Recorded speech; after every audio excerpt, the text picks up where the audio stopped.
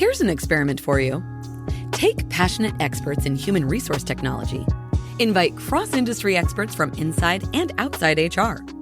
Mix in what's happening in people analytics today. Give them the technology to connect. Hit record. Pour their discussions into a beaker. Mix thoroughly, and voila! You get the HR Data Labs podcast, where we explore the impact of data and analytics to your business.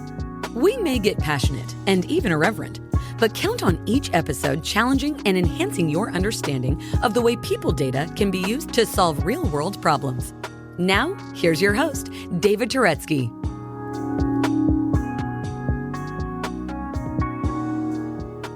Hello and welcome to the HR Data Labs podcast. I'm your host, David Turetsky. And like always, I try and find the most fascinating guests to bring to you each week. Today, I have my friend Jason Averbook. How are you, sir? David, I am great. How are you? So glad to be joining you. And the fact that you even think about calling me 10% fascinating is a thrill. So glad to be here. You are definitely fascinating, and I'm sure we're going to have a fascinating conversation. For those of you who don't know Jason, he is a serial entrepreneur and in the greatest way in the HR space. If you need to understand what's happening in the world of HR, you have to listen to what Jason's saying. And I've known Jason for a very long time, but currently he's the CEO and co-founder of Leapgen. He's a thought leader, author, futurist, as I said, entrepreneur, and board member. Again, I've met Jason many times. One time it was actually at a conference in, I think it was Minneapolis, St. Paul, at the Pura conference? Right, I think it was the Learn conference. Actually. Yes, it was the Learn conference, a phenomenal conference. Was held every year. I'm not sure if it's still happening.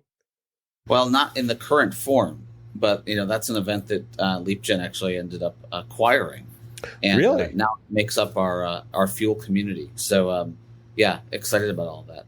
Yeah, it's a wonderful conference. They used to have a lot of events until 2020 hit. Yeah, and 2020 has been devastating for a lot of things. But the good news is that hopefully with the herd immunity and with the vaccinations, hopefully we'll get back to somewhat normal soon so we can all attend that conference, because it was a really good one. David, just if you don't mind, just really quick on 2020. I know that wasn't part of our script, but sure. I think that everyone's learned so much in 2020. And one of the things we are going to talk about is learning and humanity as part of our time together today. Sure. But I just want to say, the way that you introduced me and the things that I get to do, I'm truly blessed. And I thank people for listening. I thank people for following. But mostly I just thank people like you for having me on something like this so that I can share ideas and that we together can learn, because, it takes a community. And I'd say without the community in 2020, it'd be a much different place for me right now. I appreciate those comments. And I think what we've learned in 2020 as an HR community is without people like yourself who are trying to help us understand how to react to it in positive ways, it would have been a very different year. So thank you, Jason.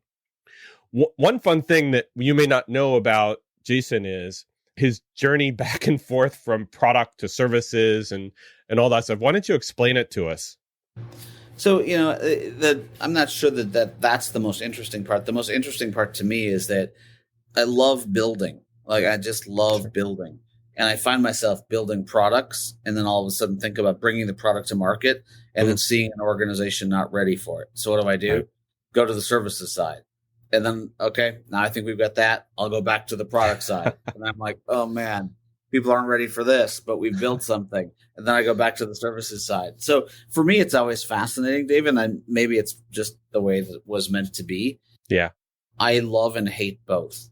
Yeah. I love building products. I hate the fact that people struggle with adopting them and using them the way that they were designed for. I love services because you can actually make a huge impact on people, and you actually can change mindset versus just change tactical behavior. Yep. I hate services because then what comes along are people with products who just say, put it in, and all of a sudden the world's going to change. And then people become disappointed and disillusioned. So, all of that being said, it's an interesting world that I've lived to go back and forth. I think it's made me better because I've seen both the goods and the bads of all sides of it. Yeah. But at the end of the day, what's most important is that we as an industry combine what people are building from a product standpoint along with our creativity, turn into Play-Doh and make it into something that works for us. I totally agree with you, Jason. I think what I found, especially in my product management days, were that sometimes the innovations that we think will change the world get reacted to by the world saying, I'm not ready for you yet. Prove to me how this can change me or help me and make me more successful. And sometimes when we're building that product, we don't actually think about that yet. That's why, as you said, thus the need for the services to, whether it's change management or the consulting, to change it. So I totally agree. David, just real quickly, just one more riff on that real quickly. I think one of the things that I've seen and where I think we're at, and I'd love to see, your audience's response to this. From a technology standpoint, we're probably now technology's pacing and lapping readiness in organizations. Sure. When you and I first started this, me longer than you, organizations were ready for technology. The technology couldn't be delivered in a way that met what the organization was looking for. Now the technology is way ahead of most organizations' ability to adopt it, to adapt it, and to make use of it in a way that it was designed for. Right. So all that being said, I see myself on the services side for quite a while because there's a lot of work to do here. Please push us further because we desperately need it. We need to make HR, and not saying that HR is in a necessarily bad place right now, but a lot of times we fall into the, why does it need to change? Don't move my cheese. And we need people like you to be thinking ahead of us and to prove to us and help us get there. So we appreciate it. Yeah, and David, we probably need to drive humans to do that, not just HR. Sure, absolutely. What's one of the things I try to guide people on all the time is that the function doesn't change by itself. It's the people within the function that change the function. Yep. And that's really, really key, especially where we're at right now. Totally agree. So, Jason, our topic for today is shift from counting people to making people count, blending science and humanity. It's a fascinating topic. Can't wait to talk about it.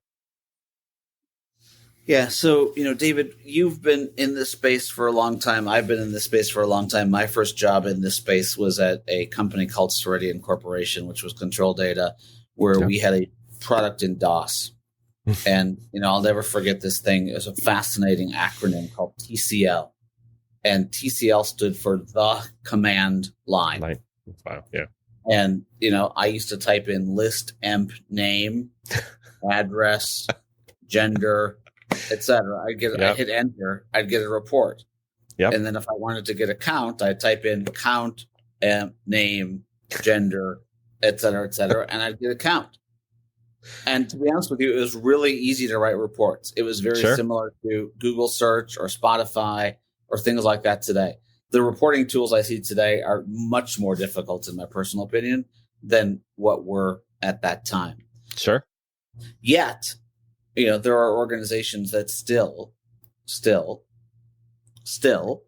say they can't count either where their people are, can't count how many people they have in the organization in a way that's not through manual heroics. Sure. Or can't count where their people came from.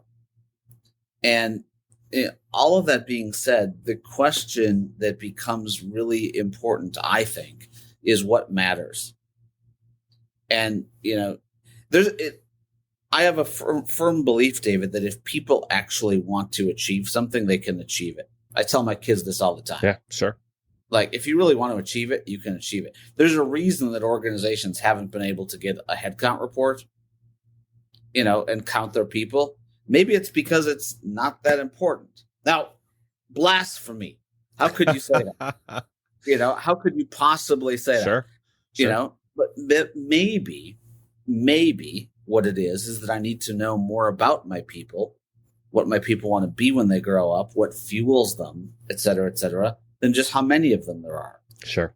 And maybe if all of a sudden I made that statement that if we don't even know our people, not how many I have, but we don't know them, and they're our most quote unquote important asset, overused cliche of the years, but I'll say it anyway, then maybe we'd get the time and attention needed to do this. So, not saying counting people's not important. Not saying that at all. It is important. And just like we count dollars from a financial statement, we're counting people from a human capital standpoint. But I think we have to shift to how do we make people count? And if we keep that in mind, it changes our whole data strategy and our whole methodology as to how do we set up an analytics or an intelligence function.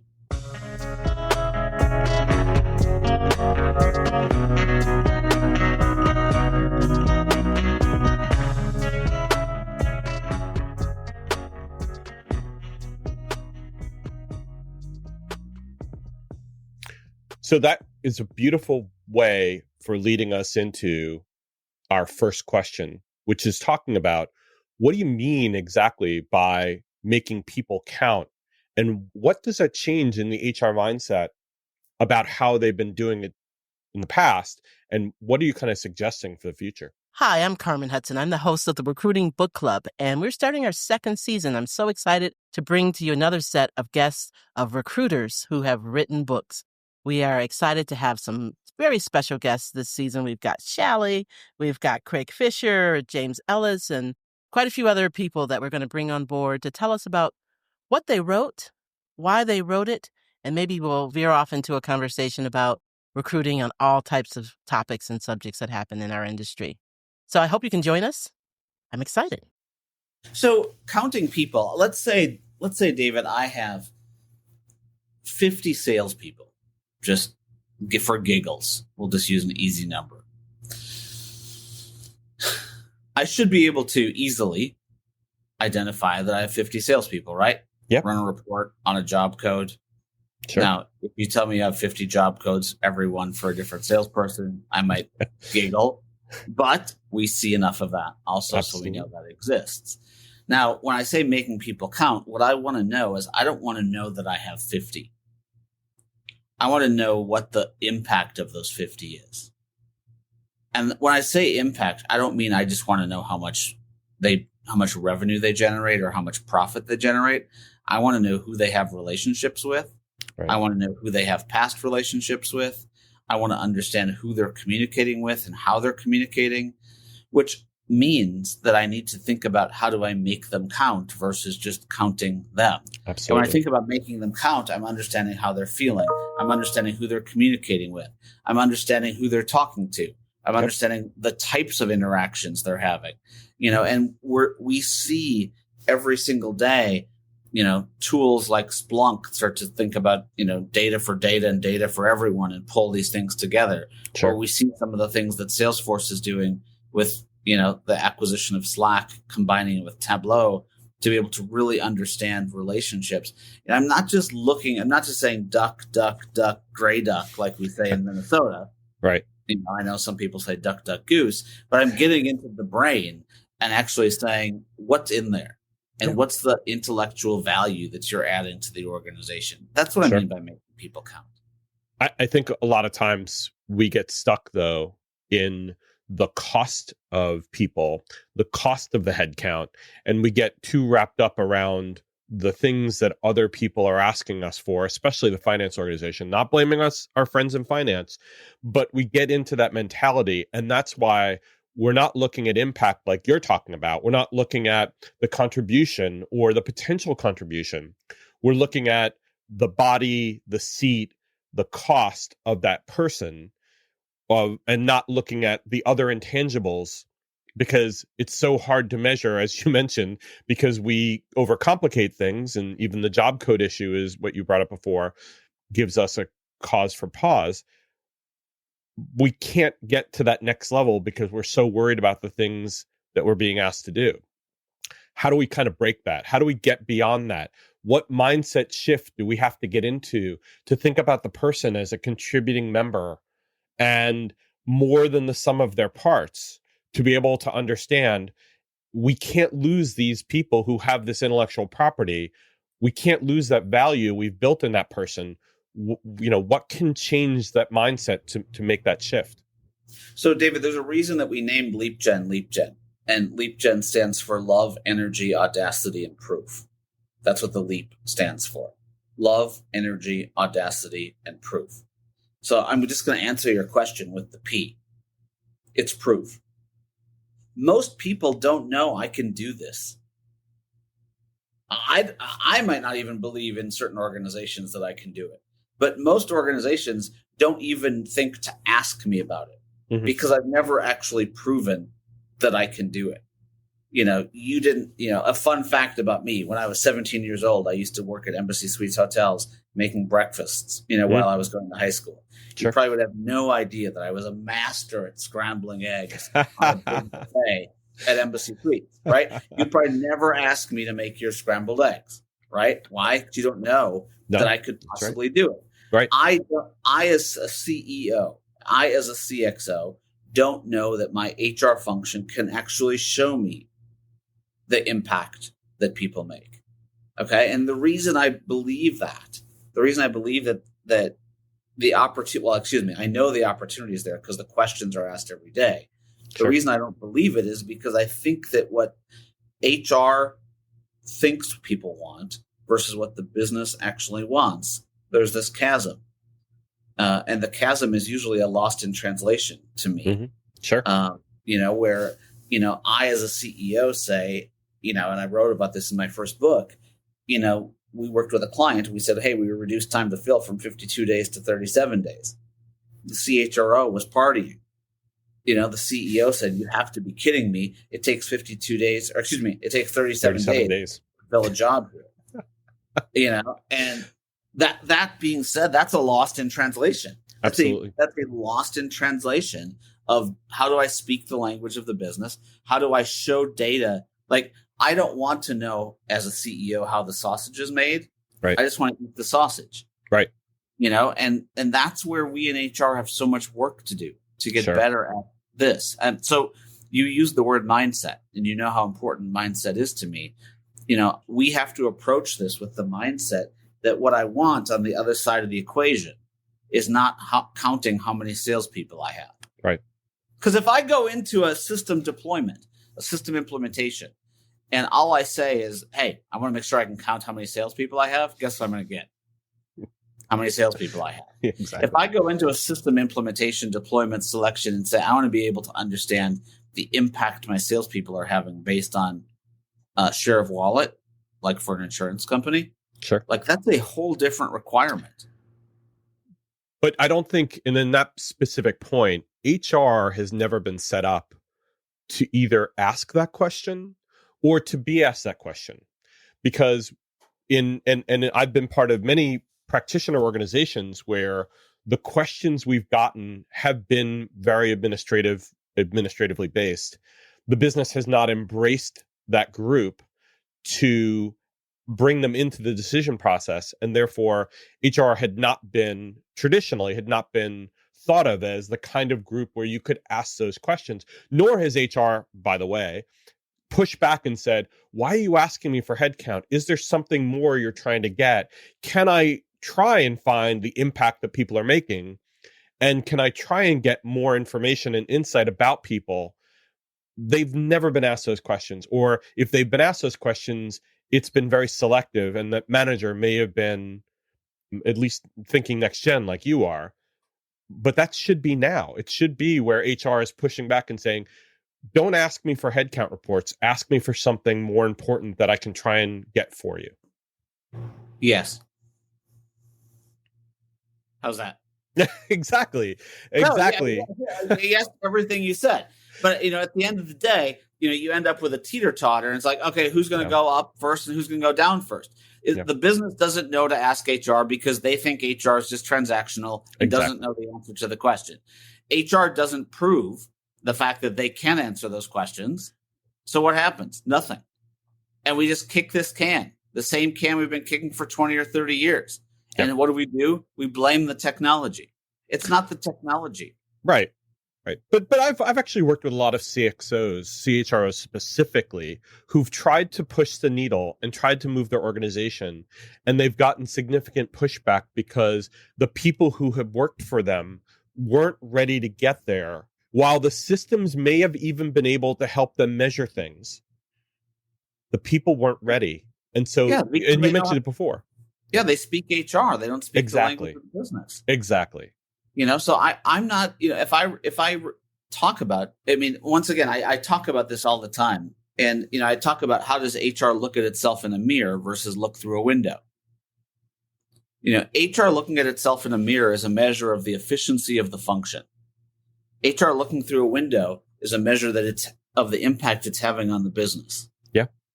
And the question is, are you the type of HR leader that wants your function looking in the mirror or looking through a window? You have to do both. Okay. It's not one or the other. It has to be both. But where's my strategic crux? It's going to be impact. And once I start to prove it, David, you've probably heard me say this also. It's a drug. Yeah. Because, if I can prove that, hey, by adding 5 salespeople, I can add the revenue of, what you thought would be 5, yet what you thought would be 50, but it only took 5. You're going to come to me again with the next question. And you're going to come to me with the next question. Exactly. The minute that we all found out that this crazy ass thing called Google could answer our questions, what did we do? We stopped going to Yahoo, and we started going to Google. Exactly. Like it's proof. And the minute that I'm proven something, that's when I start to become a shift from adoption to addiction. Okay. And I want people to be addicted to come to the function of people to learn and show impact that those people have. But again, it's a mind shift and a mindset that HR needs to overcome. Totally. To be able to get to that place. And again, not blaming HR completely, because the business does this to HR all the time. And it's mitigating and managing the resources that are in HR and the investment in HR. And I'm not talking about the investment in technology. I'm talking about the investment in people and skills and the right people to hire at the right time to provide this kind of mindset. HR has always been that administrative place, so we pay them administratively. And they never break out of that because it's the constant cycle of hiring the people with the right mindset to do the right job. And if you're looking for an administrative HR group, that's what you're going to get. Yeah. And then, David, the other thing that's really important is market yourself. Market yourself as those people. Like, Whole Foods, right? Oh, sure. Whole Foods. Oh, like, who would have ever thought I'd go to a grocery store to buy oils, lotions, potions, hemp, nutrition supplements, et cetera, et cetera. Well, wow. All of a sudden I walk into the grocery store and it's a different kind of grocery store. And there's a big section of all this stuff. Yeah. But look at which section there's actually someone working in full time. It's that section. Where all of a sudden the gypsy comes from behind the corner and says, hey, would you like to try some of this oil? Or would you like to try some of this salve? Right. And that's Whole Foods proving to you that they're a place to go for that product. It's the same thing I need to be in HR. I need to assign and dedicate someone so that when someone comes in, I can prove to them that I'm the type of HR function that can provide that type of data. And once I do, they'll keep coming back. So on my podcast a while ago, not too long ago, Heidi Wallman from Canyon Ranch was on, and she talked to us about being able to prove to the business that you have the right data to be able to solve the business problem. And so she's an example of the type of person that we can turn to in the HR community to say, this person has figured out it's not just about listening and giving them back what they're asking for. It's about proving to them that HR can solve business problems by listening better than they think you are and being able to turn around not just what they asked for, but turn around something that they didn't ask for, which is proving them that you have the capability. She called it proving them wrong, proving them the capabilities that you have to not only solve the problem that they think they're asking about, but the problem that they're not asking about, which solves the problem that they were intending to look at, not the problem they came to you with. Yeah, and David, we live in an answer economy, not necessarily a search economy. Yeah. So those people are coming looking for an answer. And the question is, can I provide them the answer? It's not as important that they know that I have the data.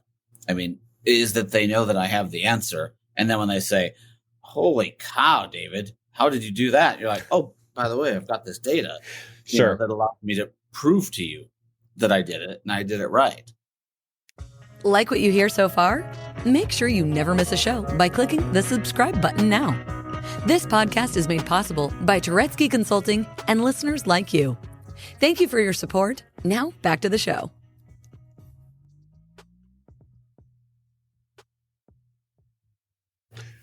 And that brings us to our next question, Jason, which is very strange in a way, which is that HR does have data. And since you've been in the HR world forever, and I just can't understand why analytics hasn't caught on, because people kind of see analytics as this ephemeral thing that they can never get to. And they're maybe thinking about it as their econometrics class from college that they hated.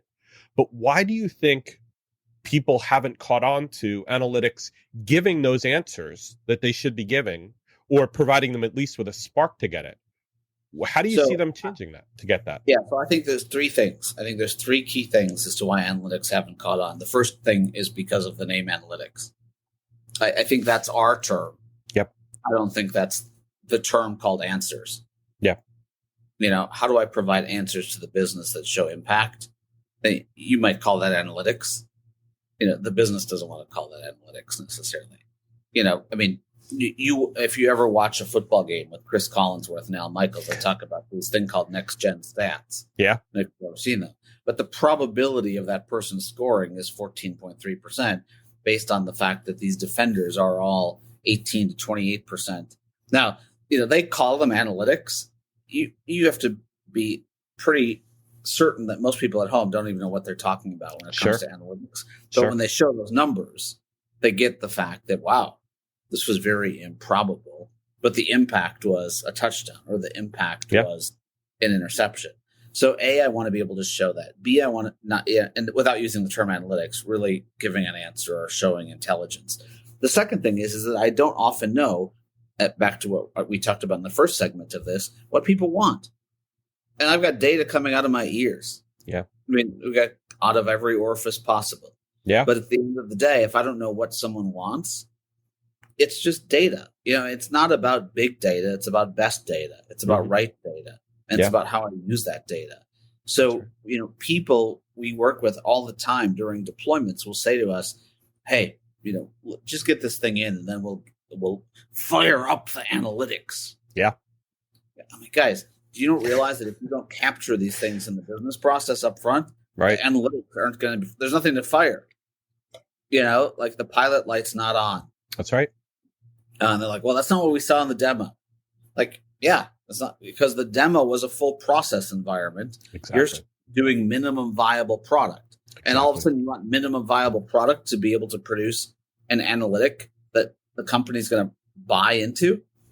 It makes no sense. So I have to make sure that up front I understand what I want to measure and how I want to be showing that impact we talked about in the first segment. Yep. And then the third thing, David, that's really important is to understand, we talk about this a lot in the work that we do in transformation. We talk about this concept of hands, heads, and hearts. And what are people good at? They're good at the heart's work, and they're good at storytelling.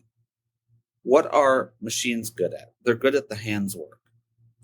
I can't just have a machine deliver a report or a piece of data to a line manager who thinks position management is how I sit on the Peloton or thinks effective date is a kiss at the end of the first date.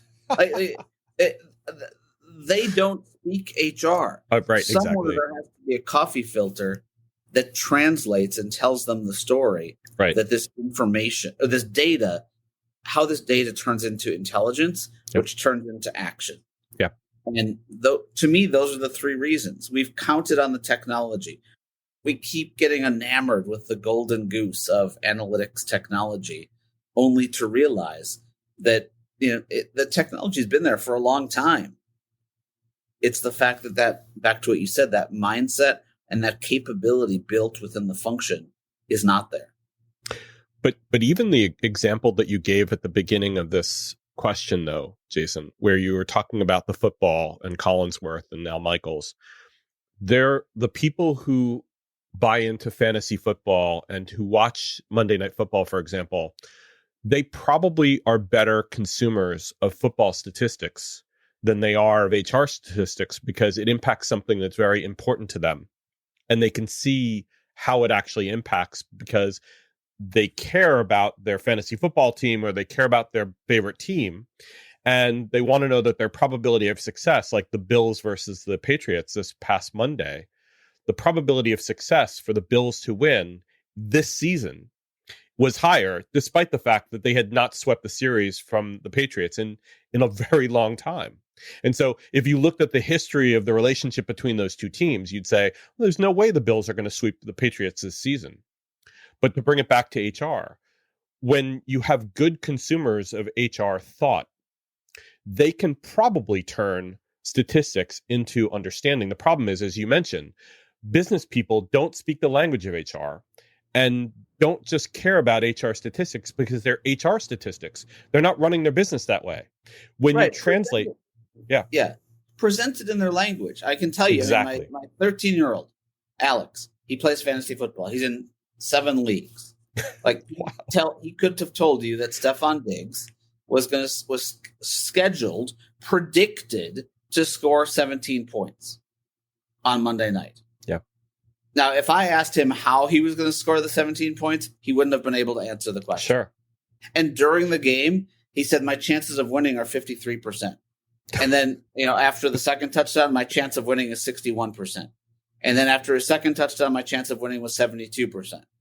Like, he doesn't know that's an analytic. He doesn't know where that's coming from. Right. But he's actually using that data to be able to tell a story. Exactly. And, I think that we can learn so much from these things. How many calories does a Big Mac have? Does McDonald's tell you whether to eat the Big Mac or do they tell you how many calories it has? Oh, they want you to eat the Big Mac. Right. But they have to tell you how many calories it has. So when we think about that, we're not only just stating the data. We need to talk about, okay, what's the impact of the 1,250 calories? And then how might you want to act as a result of digesting the 1,250 calories? Right. And you build it into the way in which you think through how I'm going to act today, how I'm going to work today, how I have to work out because I had the Big Mac, or you don't because, no offense to anybody, you're ignorant of the fact that what it's going to do to your body had you not ingested that. Building that insight into your mind to tell the story about how it affects your day is exactly how HR should be helping business people inject this insight into their brain to tell a business story. Right, but there's a really interesting word here that begins with T called trust. Sure.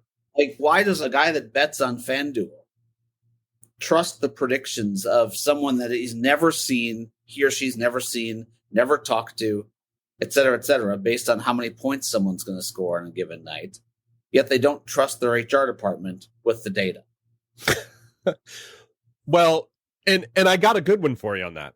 And it's because in the past, they've seen inaccurate things coming out of HR because of the processes you were talking about before.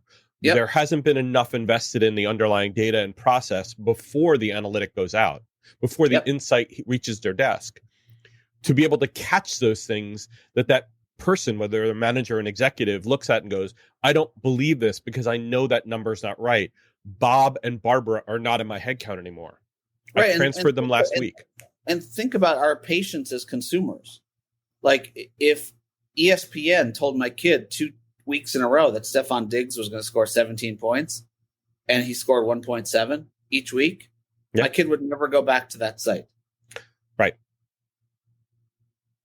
And that's what we do all the time. And that's the cycle we're in. Yeah. From a functional standpoint that we have to change. So that's when I talk about counting people to making people count, yes, we have to count the people. That's just the business we're in, just like counting money in the financial organization. But impact, value, trust, and being able to translate it into answers. Like, I wish I was 25. But you've had so much wisdom of learning all you've learned throughout the years, which 25 was only a couple of years ago, right? 3. You've had so much insight over the years, though, that now you're in a different place. You can look back and say that I wish I would have thought differently back then, but there's no way because you didn't experience those things. But we're not moving fast enough, David. The industry is not moving fast enough. We're not making these changes fast enough. It's happening in pockets. Like, thank goodness for people like you that are helping to evangelize this. Thank you. And there's some great analytics forums out there that are out there. But, I'm not a huge science guy.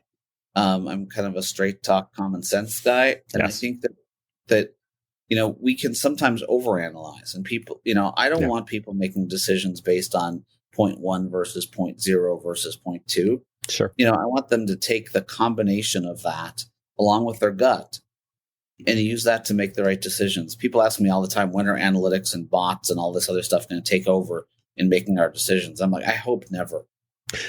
But until make it more rich. But until we get the foundational issues completely taken care of, like you were talking about before, the data underlying processes aren't clean enough yet for AI and the bots to take over because we don't put enough faith in them. We don't put enough trust in them. We don't put enough time into making sure they're right. So whenever people talk about bots and AI and things taking over HR, I'm extremely skeptical because we don't spend enough time making sure that the underlying processes and data, especially given the past terrible decisions that people have made in HR, are cleaned up. Yeah. We're going to keep repeating history. Completely agree. And that scares me to death.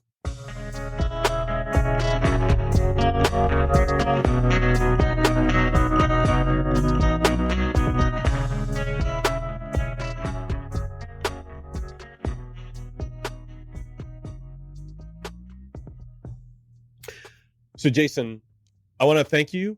Let's transition now We're done? Well, not yet. Oh. We have to summarize. So let's summarize now, and then we'll be done. Well, yeah, we've been talking 36 minutes, so, Joe Rogan does these 3-hour podcasts. I'm like, 3 hours? How do people do that? No, well. This has gone so fast. I'm like, what? I know. They always do. But that's 36 minutes in, so, yeah. So let's summarize, and I'll say thank you. Stay awake, everyone. We only have a few minutes. We're going to get to the important stuff. Oh, my God. I wanted to leave that in.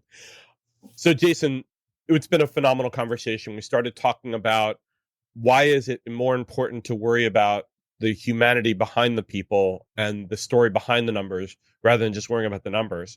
We've talked about listening or not just listening, but actually acting on things that you're not hearing and trying to understand what people are asking for. And then we talked about being able to live in a world beyond just the word analytics, where we're providing more understanding about the numbers and not just living in a world where we're just providing statistics. What else do you want to kind of get out there before we close? The last thing I'm just going to throw out there is that data, analytics, and intelligence have to be part of transformation. When organizations say they're doing transformation, they oftentimes tie their transformation to headcount of their HR function. That's like basically saying, I'm going to clean my house. And when I say clean my house, I don't mean get rid of people. I mean, I'm going to clean the house. Sure. But the transformation that's truly needed in our space is to say the house I'm living in doesn't work for my family any longer. The family's gotten more sophisticated. We need fiber run throughout the house. We need to make sure that we've got a yard for the 2 dogs the house just doesn't work anymore. So when we think about transformation, it's not just about making HR leaner. It's not just about buying new technology. It's thinking about, how do I actually want to live? Right. How do I want to live? And I would just beg people to realize that when you think about transformation, how you want to live has to start with impact. It has to start with value. And that comes from the data. Jason, thank you very much. It's been amazing. Hopefully we'll have you back again soon. Oh, I'd love to. I'd love to finish the conversation, because I feel like we just scratched the surface. Yeah, it always feels that way. And we definitely will have another chance. But thank you very much and appreciate your time. And David, like I said earlier, I know you're trying to cut me off. No. I just have to say that people like you doing this kind of work is what changes the industry. So thank you for continuing to do it. People that don't do podcasts don't realize that people don't get paid to do podcasts. That's right. They do it out of their evangelical heart in trying to change a space and views. And I just want to thank you, David, for doing it, because the more content that's out there, the better we all can be at moving our space forward. Thank you very much, Jason. It's definitely a labor of love. And I want to thank our listeners, and please check out Leapgen and listen to the phenomenal podcasts and videocasts that Mr. Averbook does. They're wonderful. They're insightful. I will tell you, the man is a genius. I've listened to him for decades, and that's the reason why he's here, because he provides insights that I just don't hear other people saying, and tells it the way it is. So thank you very much for listening. Please, if you haven't already, please hit subscribe. And if you like the podcast, please send it to your friends and colleagues. Thank you very much. And please stay safe. That was HR Data Labs. Please visit turetskyconsulting.com/podcast to review the show, add comments about this episode, or add new ideas about upcoming shows you'd like to hear. Feel free to be creative, but please be nice. Thank you for joining us this week on the HR Data Labs podcast, and stay tuned for our next episode. Stay safe.